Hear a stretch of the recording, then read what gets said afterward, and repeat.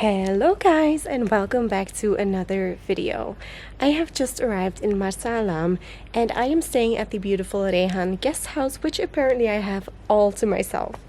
I am staying in a dorm which is quite big, but no one else is here. Only the owner seems to be around, which means that I have a fully stocked fridge in the kitchen all for myself. The rooftop seating area and this seating area are so nice and cozy. I did spot some mosquitoes already in the room and I'm not handling the Egyptian mosquitoes very well, so that might become an issue. But aside from that, I am very excited to be here because Marsa is the gateway to the Red Sea, from where you can see some of the most amazing underwater worlds. And I am here to do exactly that. Tomorrow I already have a tour booked to go to Sataya to swim with the dolphins, which looks absolutely amazing. Obviously it is still nature. You never know how it will go, where they will be, but I'm still very excited to go. I then also want to do a dive at Elphinstone, which is one of the most iconic dive sites in all of the Red Sea, with a chance of seeing a very interesting shark. Let's call it that for now. And hopefully so much more as well. And then my third activity that I really wanted to do was swim with the dugong. So as you might have seen in Belize, I swam with the manatee. It was very fast because there was quite a few boats and like people in the water, and I don't really want that again. So for now, until I've done the dolphin tour and I've seen whether or not, the dolphins are actually feeling good and there's not too many people and boats around, I might give the dugong experience in Abu Dhabi a chance, but if not, I might just skip it. And hope that in the future I will have a more natural and just ethical experience. But that is the plan for now, and who knows, maybe I might love the dive at Elphinstone so much that I will go again. Who knows, I have an extra day if I do not go to the dugong.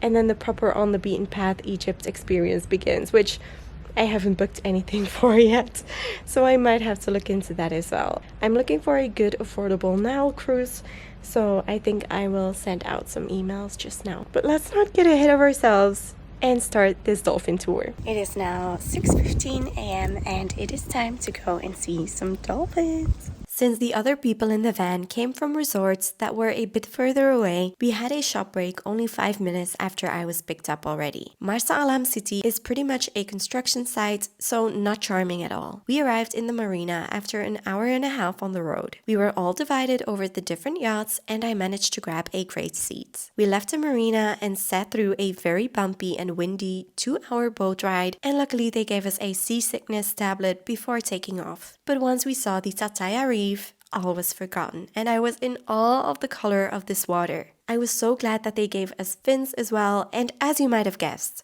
I was one of the first people in the rib to head to the dolphins. The rib spotted where the dolphins were and they dropped us off as close as they could. As soon as I popped my head under the surface of the water, all I could see was dolphins.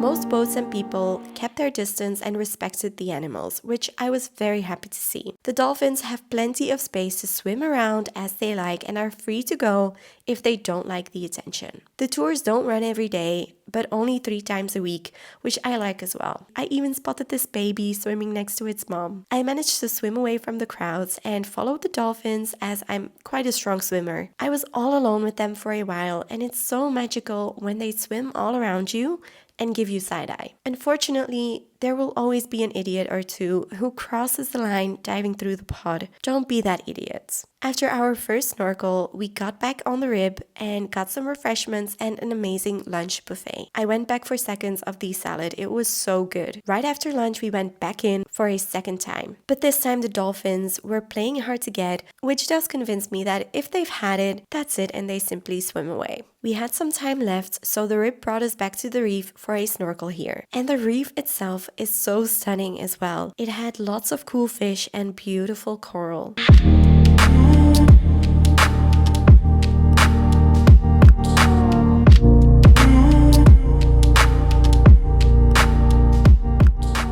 that was it. Now we were in for an even worse boat ride back because the wind had picked up.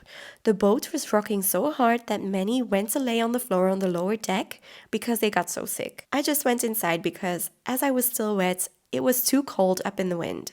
We were happy to be back on land, but we would need to sit through another 1.5-hour ride to get back to Marsa. This time we spotted a camel family along the road. Does anyone know if there are still non-domesticated camels? Good morning, guys. The dolphins yesterday were absolutely magical. I did not expect for there to be that many dolphins in the water with us and that I would be able to see them pretty much the whole time, except for the second time we went in the water. I feel like they were done playing with us.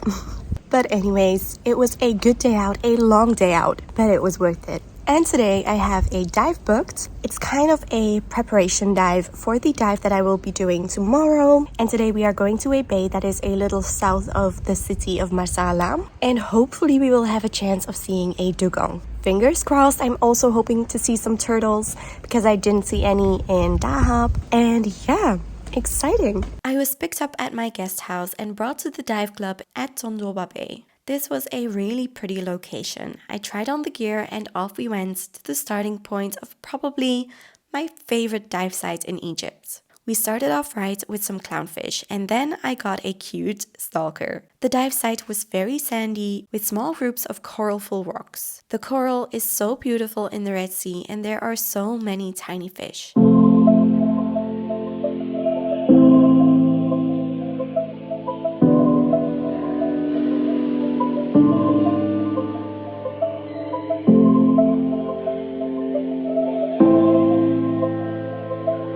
As we came to the last big pinnacles, we turned the corner and there it was. A turtle. It was gorgeous.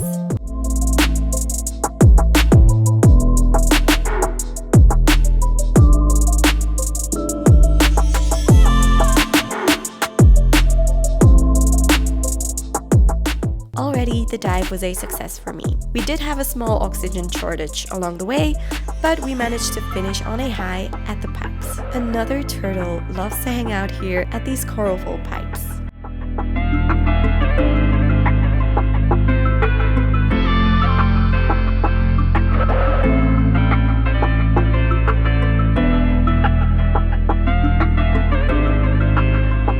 We had a tea break in between dives and they gave me lots of snacks. Then we went back down and we did see some cool fish, but it wasn't really special aside from this bad boy. A giant squid. I had never seen one this big.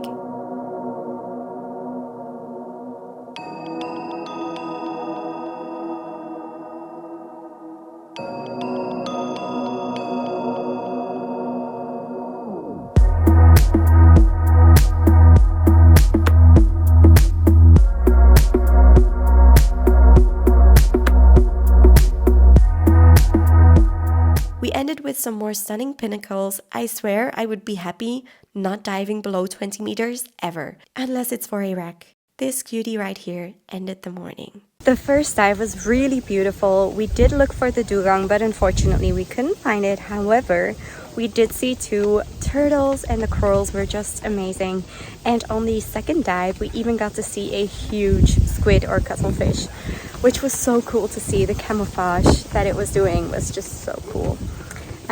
Yeah, so 2 successful, beautiful dives, and I'm really excited to do the Elphinstone dive tomorrow. We were only halfway through the day, so as my dive master drove me back into town, he invited me to lunch. I accepted, so we went to the restaurant, he chose our lunch, and then took me on an amazing scenic drive along the coast, showing me some more beautiful beaches and dive sites. We then headed back to the restaurant where a feast was waiting for us. Here I was thinking that he would pick a fish each, but we got shrimp and squid as well. What a treat. Good morning, guys.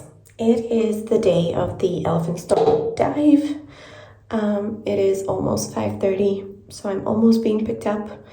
Let's hope that we see the Longimanus shark and that I do not get eaten by it. As the sun was rising, we headed north along the coast to the marina from where our boat would leave. We got our gear ready to go and got in our wetsuits. It is still pretty cold out in the Red Sea in April. We then got a quick briefing about our route along the plateau and got on the boat for a 20-minute ride to the site. We swam along the side of the plateau, a bit deeper than I liked for the colors.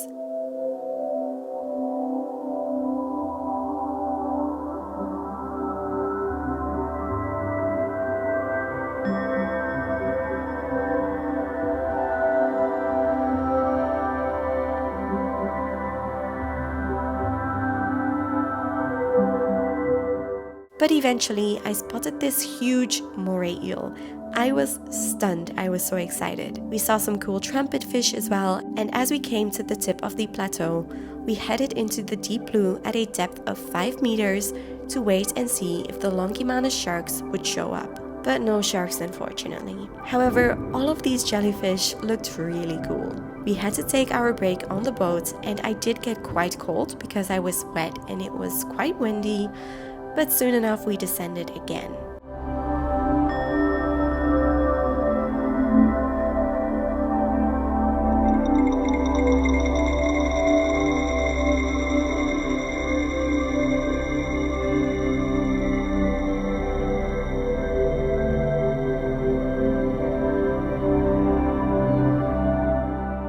I didn't see much since my mask kept fogging up every few seconds, which was super annoying, and again, no sharks in sight, sadly. We went back to shore where we saw this kite surfer, and once I got back, I got a ride to the bus station in the old Beetle. That is it for my time in Marsa Alam. Unfortunately, we didn't see any sharks and not even any rays.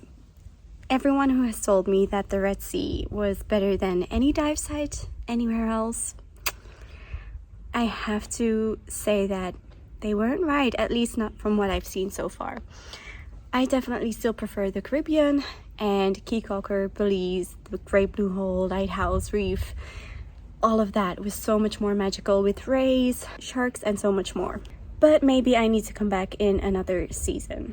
I did, however, have an amazing stay here at Rehana Guest House, and Ibrahim really took great care of me. It's really been just a little oasis of peace here, but I am definitely ready to be in a more social place. I am now taking the bus to Luxor, and I don't know if I'm going to make it today. It depends on if I get my connection, but you will have to subscribe and hit the notification bell so that you don't miss the next videos of me traveling solo through Egypt. And then I hope to see you in the next video. Bye!